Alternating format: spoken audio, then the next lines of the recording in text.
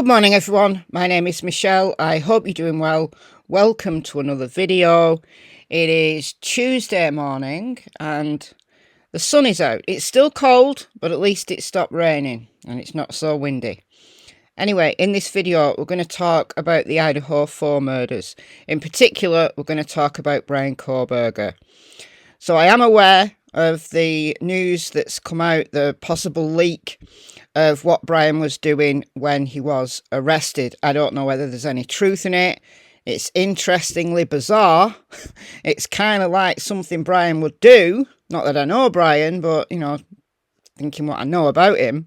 That he was sitting there at his kitchen table, or wherever, sitting down. And he was in his parents' home, obviously, because he was in Pennsylvania when he was arrested. And he was sitting there with gloves on, putting his personal trash into individual Ziploc bags. Weird, but that's just an allegation that's being made.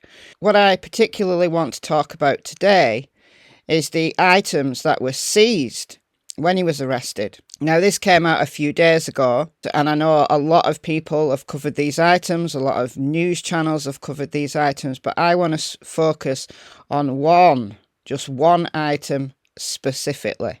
Before I do that, let me just remind you of the possible profile of the offender that I did. I think I posted the video on this 10 days after the murders, so well before Bryan Kohberger was arrested, before any of us knew that Bryan Kohberger existed. And this profile gets more and more accurate. In this video, I'm particularly focusing on the hypermasculinity and misogynistic attitudes that I talked about. Let's go there. Before I do, these are the items that were removed from Bryan's car. How many people keep a shovel in the car? What would you have a shovel for? I mean, some of these, perfectly understandable. You've got some change, you've got, you know, receipts, stuff to do with your car, documents and that. They even took the gas pedal and the brake pedal and the seats and seat cushions and seat belts. But yeah, some of them are understandable. Phone charger, band-aid, wrappers, maps, all things that you would keep in your car. Even reflective vest. I know a few people have questioned this one, but if you were a very, cautious driver, or you were a forward thinker, and you think, well, what if I broke down at night? A reflective vest would be useful. So, I don't know. It's just the shovel that concerns me. So, let me know. I don't have a car, personally, but do you keep a shovel in your car? What use would it be? Like, if you broke down, what use would a shovel be? Seems pretty weird. Anyway, let's turn to the items that were seized from the house. There was a couple of books taken. One was a criminal psychology book. I would love to know which book it is. I really would, because I've got a lot of criminal psychology books. So if that information comes out, we might hear about that at the preliminary hearing in June. We might have to wait till the trial, or we might never know which book it is. I'm just curious what he was reading. But this is the thing that has set the internet alight. Number one, knife. We don't know whether it's the knife, the murder weapon, or whether this is just a kitchen knife for cutting up meat or something like that. We don't know. It's this book with underlining on page 118. So we don't know which book it is, but there's a lot of speculation that this book is actually Elliot Rodger's Incel Manifesto. The people who've been talking about this, I think you could be right, because we're going to read through page 118 in a moment. Now, the possibility that the killer was an incel or an involuntary celibate, I talked about very early on in the case when I did my profile video. So these were the first videos that I did on the case. I was mainly kind of focusing on the press conferences. And then I put this possible profile of the Idaho student slayer out. And I talked about that for a few videos. Interwoven within these things. You know, what's the motive? Who's the guy?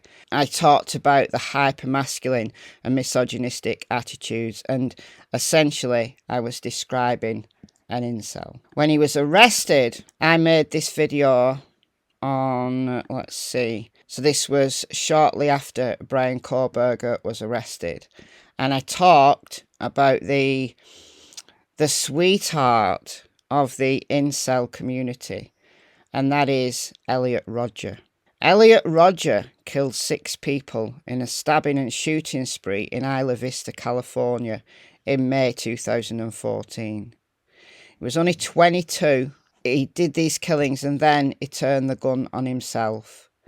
Before he did this horrible mass murder, he posted a retribution video to YouTube, which has since been removed, and emailed a lengthy, it was 141 pages, of an autobiographical document to about 24 people that he knew, including his family. And a community has built up around the manifesto of Elliot Rodger. And early on in the case, I don't think a lot of people believed me when I was talking about the hypermasculine and misogynistic attitudes being important in this case. But I think more people are coming to terms with that possibility now. The more we learn about Bryan Kohberger, the more convinced I am that he was an incel and he was aware of the teachings of Elliot Rodger. I think possibly the way he did the murders could have been some kind of copycatting of, let's say, Ted Bundy, for example.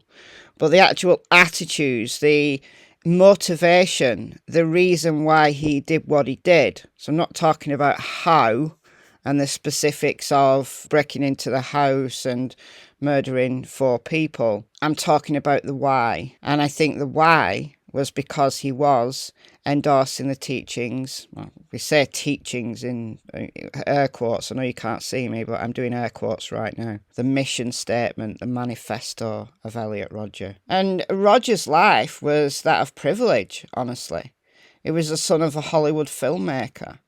He grew up with relative affluence. His family were aware that he had, some mental health concerns, but it was this deep-rooted loathing of women, fueled by intense frustration that he was still a virgin at 22. Elliot, maybe it was your attitude, son, that was the problem. Okay, so now I want to read you page 118 of Elliot Rodger's manifesto. And while I do this, I'm going to comment through it, because how close does this fit with the profile that I've developed about the Idaho Force Slayer? How close does it remind you of Bryan Kohberger or what we know about him? This goal would give me 5 months to plan and prepare. So do we know that Bryan Kohberger has been planning for a few months? Maybe. We heard from the PCA, the probable cause affidavit, that he had visited Moscow and was in the vicinity of the King Road residence where the murders took place on at least 12 occasions. We've heard that it's one, maybe, of the women in that household that were targeted. It's all a little bit vague at the moment. There's been a lot of speculation on that. I've done a lot of speculation on who was the target. Was it a particular person, or was it that they just represented everything that he hated? A house full of 5 beautiful young women living their lives, partying, having fun. He loathed it. 5 more months of life. But then again, I wouldn't even call it a life.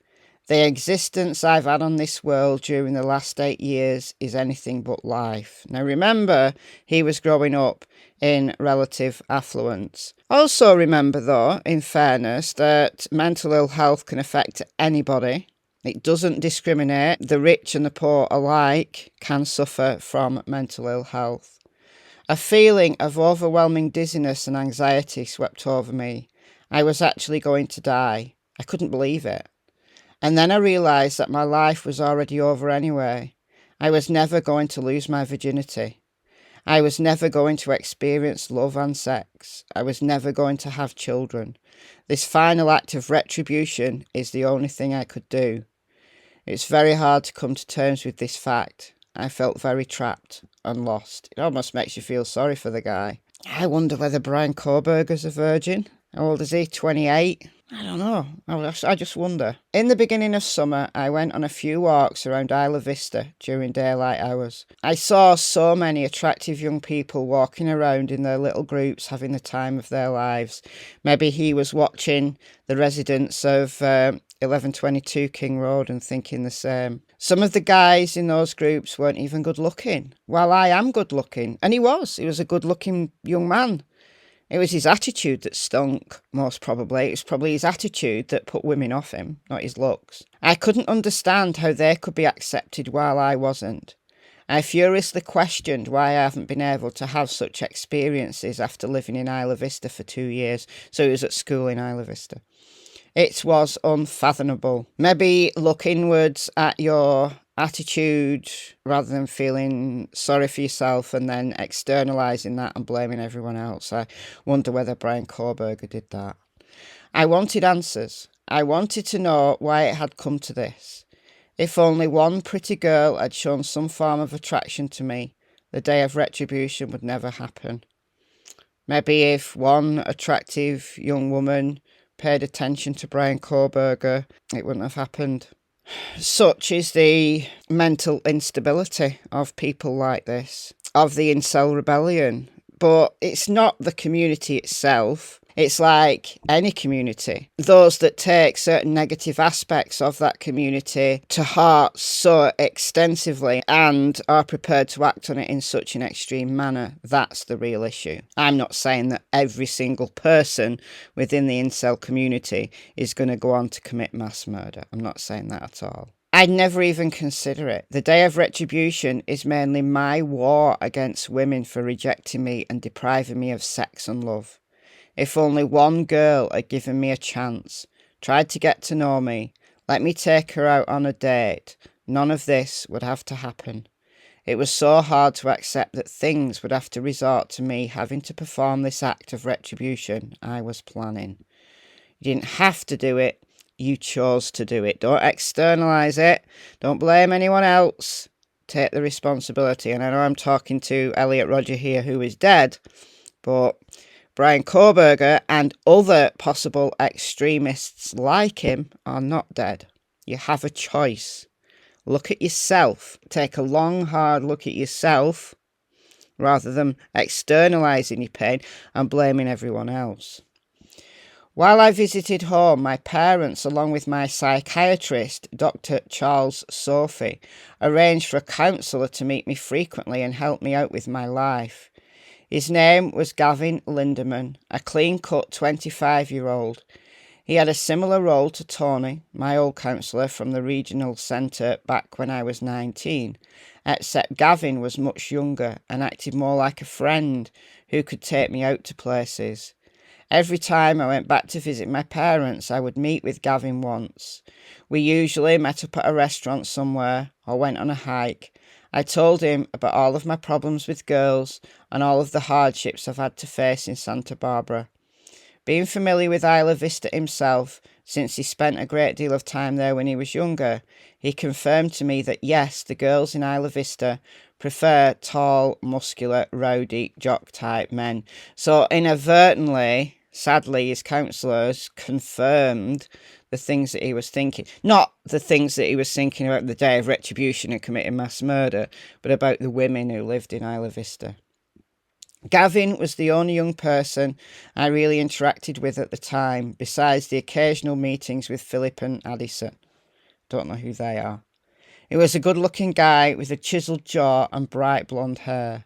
Whenever we went out to a restaurant or anywhere that had girls, I got extremely jealous when I saw that girls were checking him out instead of me. You see, again, maybe Gavin was the wrong counsellor for him, you know, regardless of what Gavin said. It's not his fault in any way, shape or form, but just the fact that Gavin was a young, good-looking guy who attracted some attention from young women. Anything anybody did, let's be clear, anything anybody did would have made Elliot believe at that point that he was right. Everything he was doing was a form of confirmation bias. he'd already set his mind that this is the only way that he could move forward with his life. One final act of retribution. Is that what Bryan Kohberger felt? But Elliot Rodger checked himself out afterwards. Bryan Kohberger didn't, which I think is a very interesting difference between Bryan Kohberger and Elliot Rodger. And it makes me think that Bryan Kohberger had something else planned.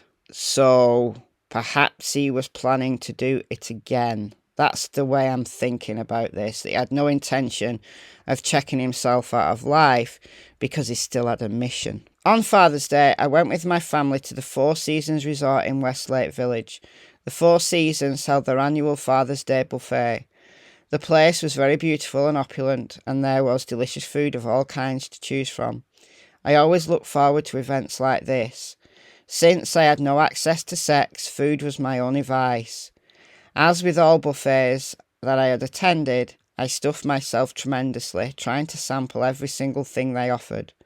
There was pork sausages, bacon, smoked salmon, sushi, filet mignon, roast chicken, roast potatoes, and I took pleasure in eating as much as I could. I filled my plate 3 times and devoured all of them. And then it moves on to talking about other things. So, again, here another difference. We know that Bryan Kohberger was very fastidious about food.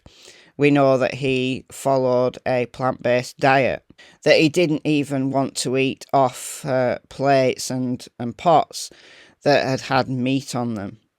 That's a very extreme form of what he would call, maybe what you would call, veganism. I have made a video about Bryan's veganism, that it's not true veganism. He's not doing it for the right reasons. He's doing it because he's obsessed in some way. Yeah, that's interesting. But still, I think that the teachings of Elliot Rodger, I think he was aware of them. I think he was led by them, at least in part. And yeah, if you're a young man and you feel in any which way like this, please don't let yourself become an extremist. Please think before you act. All right, guys, let me know what you think about this in the comments below. Are you persuaded by the incel theory that Bryan did these murders because of his loathing and hatred of women? These women, perhaps, in particular. All right, guys, it's goodbye from Miss Tillington and Miss Cassie Springer. Bye, guys.